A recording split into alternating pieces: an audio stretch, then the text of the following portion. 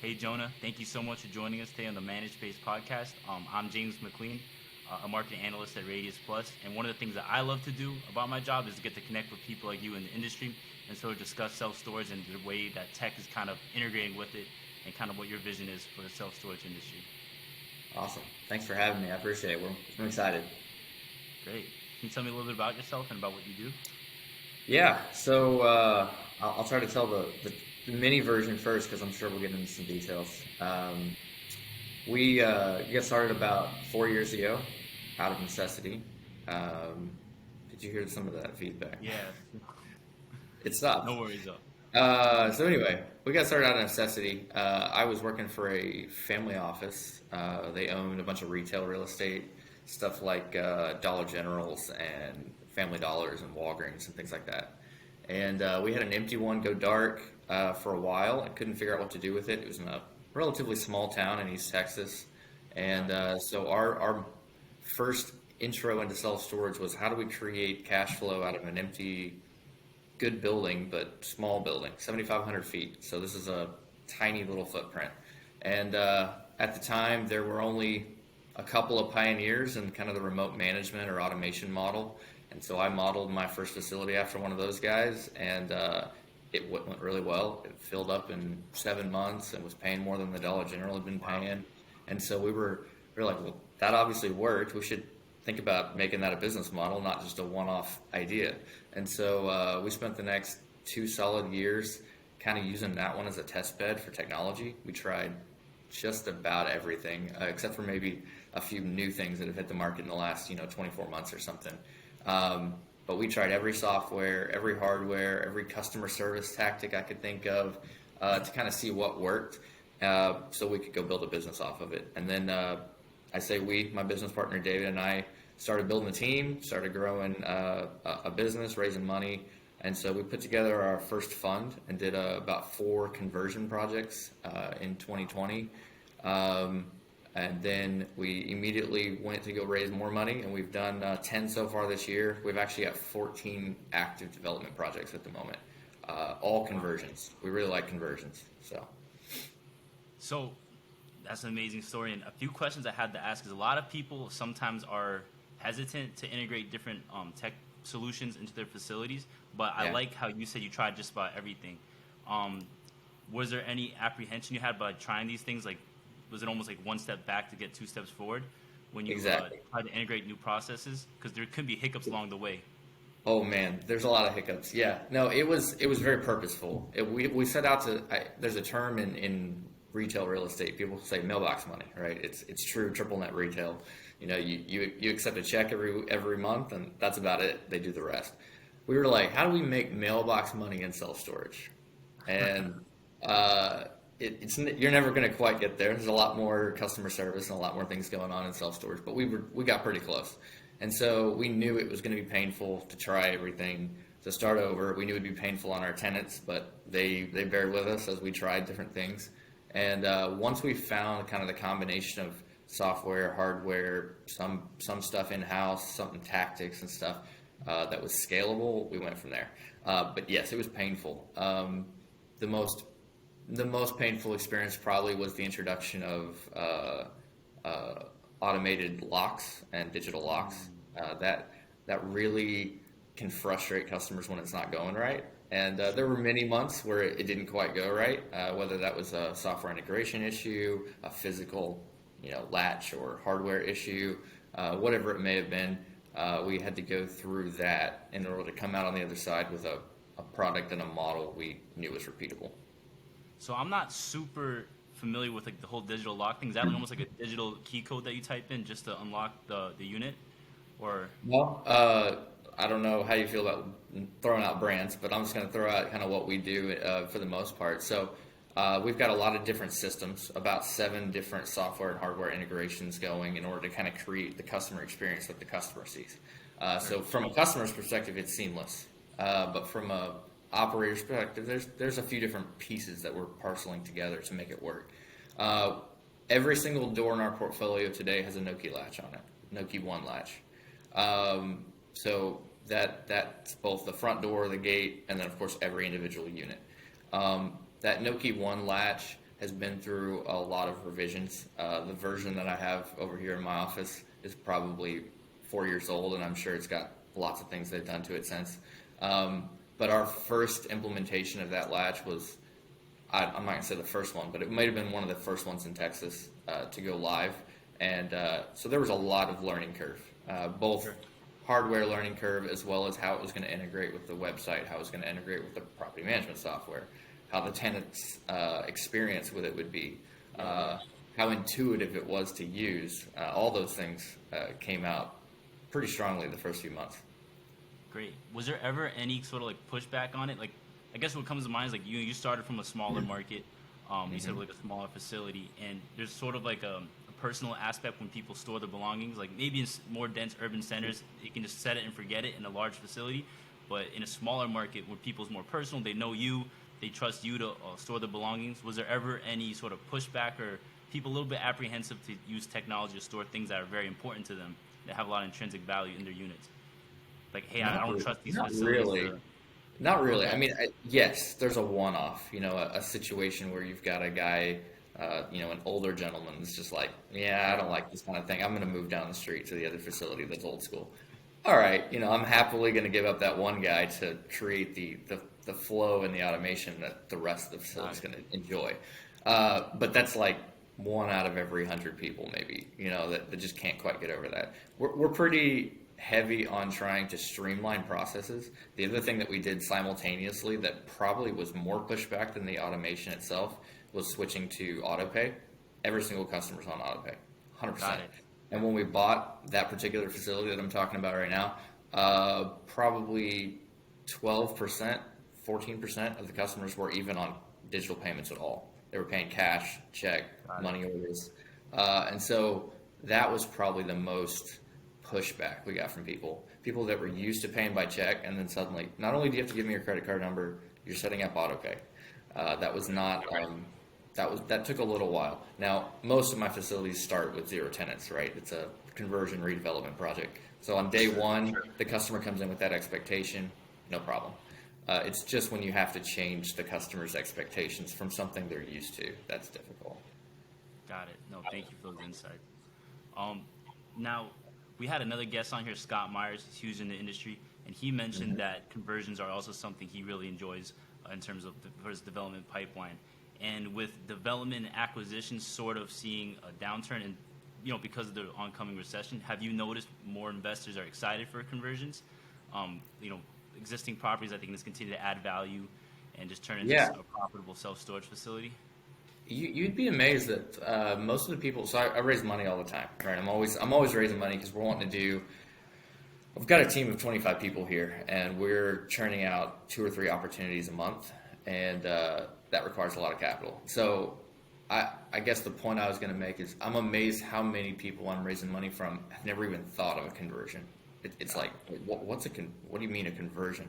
And you have to describe it. Hey, I'm taking a formerly retail building or grocery store or furniture store or something and converting it into climate controlled storage. And then it clicks, and they're like, oh yeah, that sounds good. That sounds like a good idea. Tell me why.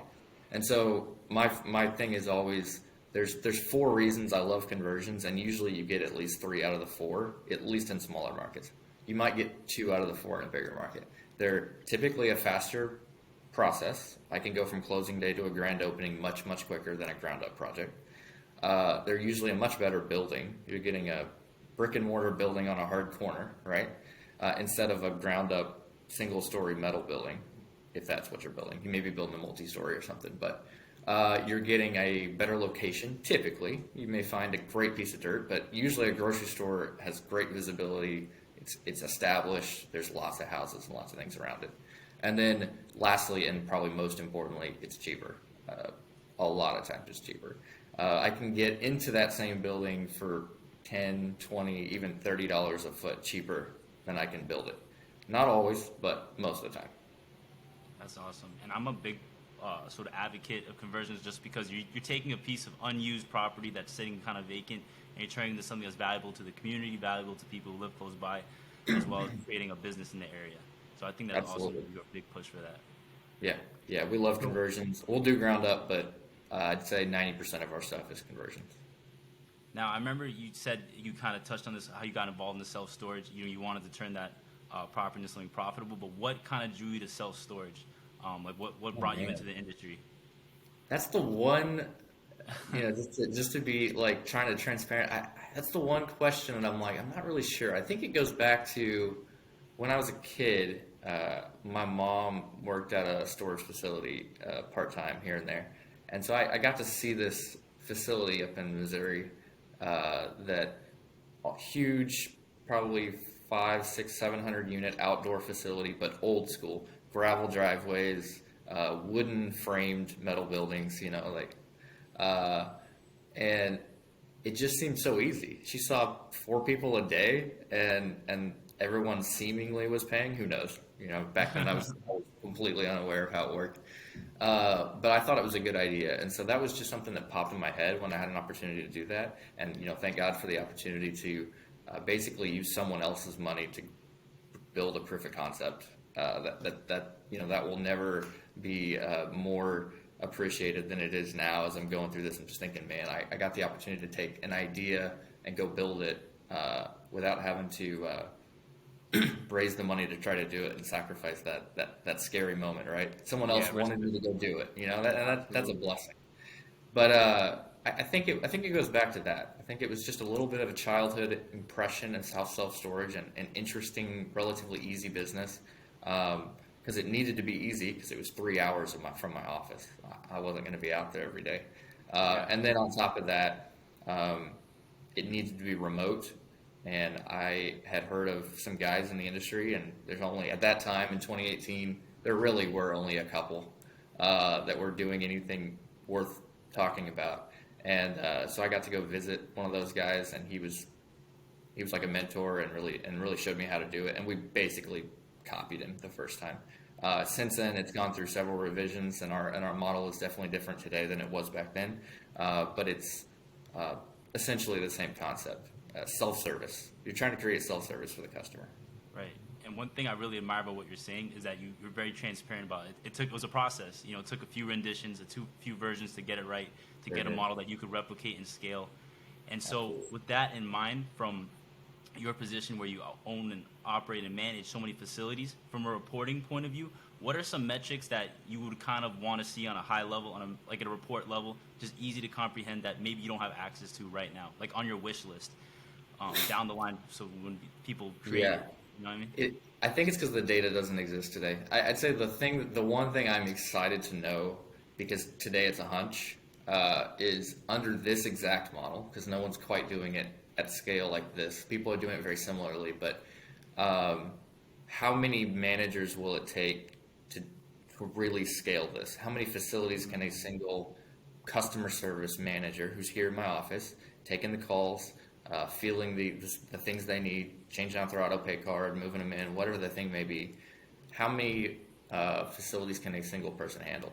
I think it's 1 for 8.